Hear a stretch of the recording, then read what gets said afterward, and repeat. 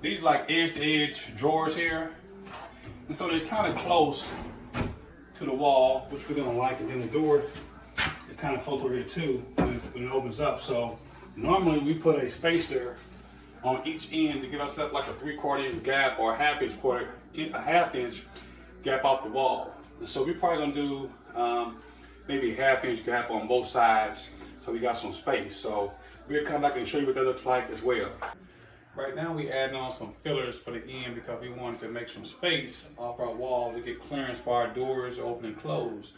What you don't know is these filler pieces come in a hardwood, and sometimes they come 3 inches wide, 4 and 6. We ripped this one down so we don't need it a ½ inch. As you're looking at right here is a ½ inch piece we ripped off. We got it clamped on with our clamps here. You just want to make sure they're even at the top and bottom, make sure it's flush. And then we start to drill holes through it and secure it to the cabinet. I'm going to show you the reason why we're going to screw from either the inside or outside, depending on the size of the trim you're adding, and then the screw size we got. We got 2 different size screw trims here. This is like an 2 1/4 and an 1 5/8 screw. So normally we come from the inside, but as you can see, this is going to be too long. It'll come out, and this one here will be too short.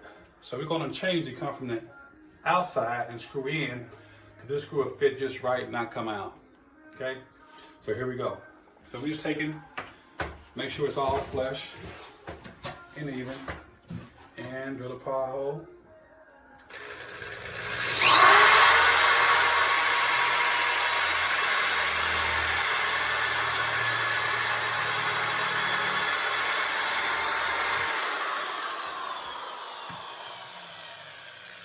Kind of sink fit.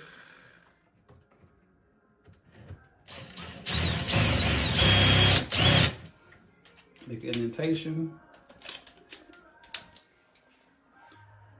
Then make sure you grab the right screw. Yeah.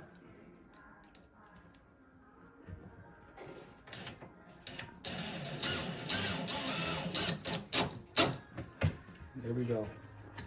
The first screw in. We're gonna put 3 more in. But you can see that's nice and level, nice and flat. That's what we want to have when we get done. Thanks for watching. Just Construction out.